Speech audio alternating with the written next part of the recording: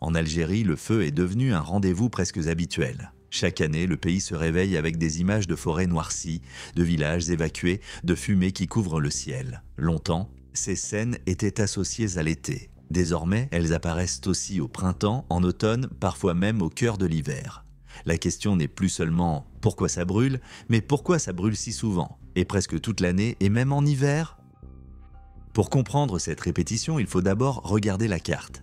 La majorité des incendies se concentrent dans le nord du pays, sur la bande méditerranéenne, là où se trouvent les forêts, le maquis, les villages de montagne et les grandes villes. C'est une zone au climat méditerranéen, hiver doux, été très chaud et sec, vent parfois violent, relief accidenté. Ce cocktail rend les feux presque inévitables quand la végétation est sèche et le vent fort. Des études montrent que, entre 2010 et 2019, l'Algérie a enregistré en moyenne environ 3000 départs de feu par an, avec plus de 300 km brûlés chaque année.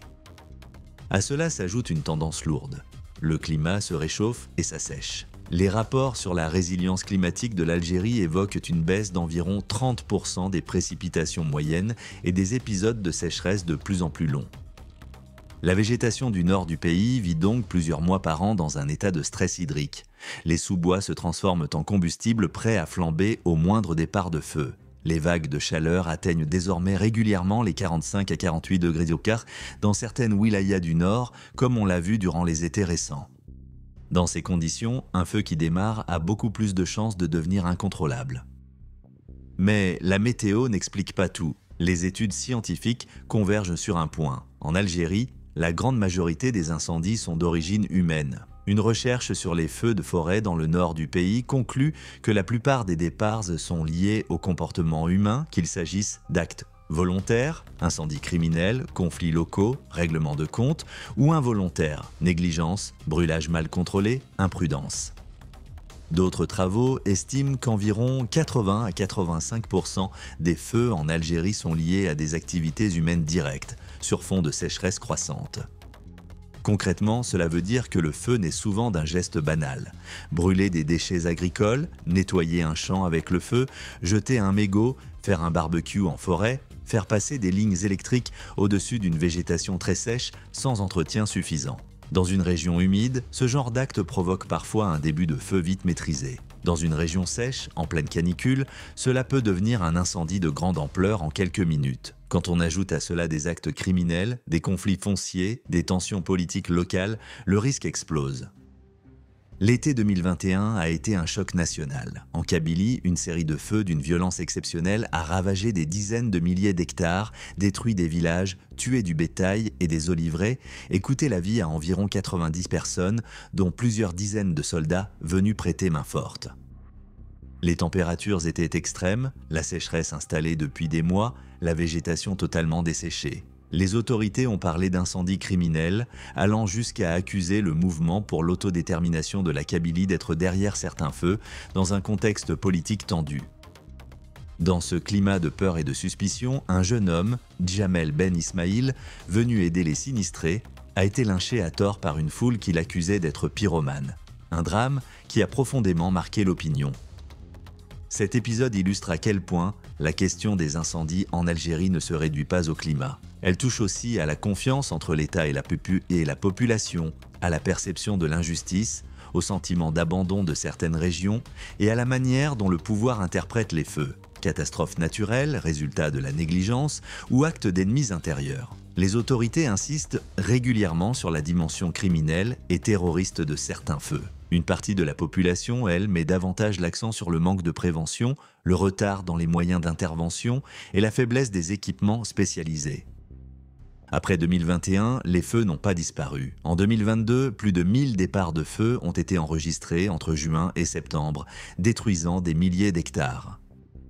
En juillet 2023, une nouvelle vague d'incendies a touché le nord du pays dans le cadre des grands feux d'Afrique du Nord. Au moins 34 morts, près d'une centaine de foyers simultanés, des milliers de personnes évacuées, notamment dans la wilaya d'El Tarf. En 2025, les chiffres restent élevés. Plus de 800 feux enregistrés dans l'année, plus de 40 000 hectares de brûlés, avec un pic dans les régions du nord et du centre.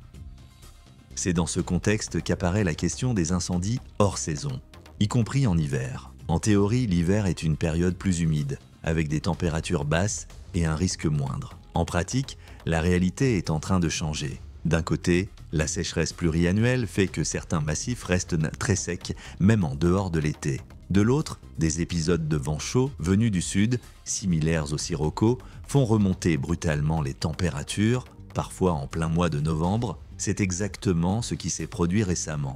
Plus de 22 incendies ont été signalés en même temps dans 8 wilayas avec des évacuations de population, alors que le pays n'était plus du tout en haute saison des feux. Les autorités ont expliqué ces incendies par la combinaison de fortes chaleurs tardives et de vents secs provenant du Sahara sur un terrain déjà affaibli par 6 années de sécheresse.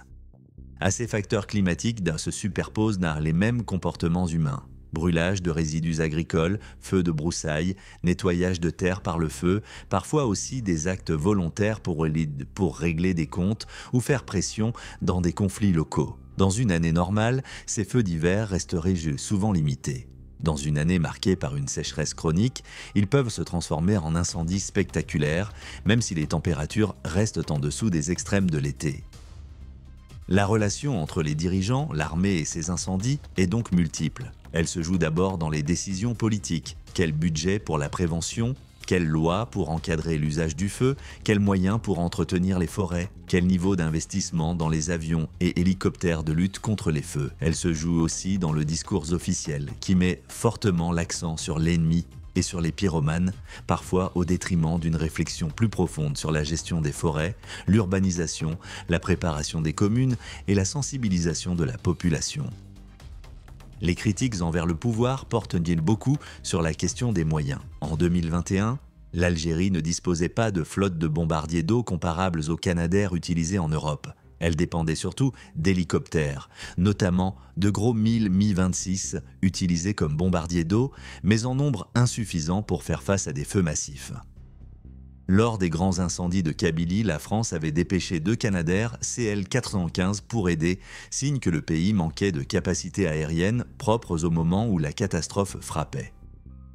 Après ce traumatisme, les autorités ont annoncé une montée en puissance des moyens. L'Algérie a commandé des avions amphibies russes Beriev B-200, capables de larguer environ 12 000 litres d'eau ou de retardant en une seule passe. Le premier B-200 algérien a été livré en 2023 dans le cadre d'un contrat qui prévoit plusieurs appareils. En parallèle, une compagnie publique, Tassili Airlines, a été chargée d'acquérir 6 avions bombardiers d'eau de type Air Tractor AT802. Des appareils plus petits mais très maniables, avec une capacité de 3000 litres, répartis sur plusieurs bases dans le nord du pays. À ces avions s'ajoutent des Canadair loués pour la saison des feux. Des sources locales évoquaient la location de plusieurs appareils de ce type, en plus d'une flotte nationale renforcée par des hélicoptères lourds Mi-26 et d'autres hélicoptères de transport adaptés au largage d'eau. L'armée nationale populaire joue un rôle central dans ce dispositif. Elle met à disposition ses moyens aériens, ses pilotes, ses troupes au sol et intervient en appui de la protection civile lorsque les feux dépassent les capacités locales. On voit donc une forme de militarisation de la lutte contre les incendies. Les soldats figurent d'ailleurs parmi les victimes des grandes vagues de feu de ces dernières années, notamment en 2021, où plus de 25 militaires ont perdu la vie en tentant d'évacuer des habitants et de contenir les flammes.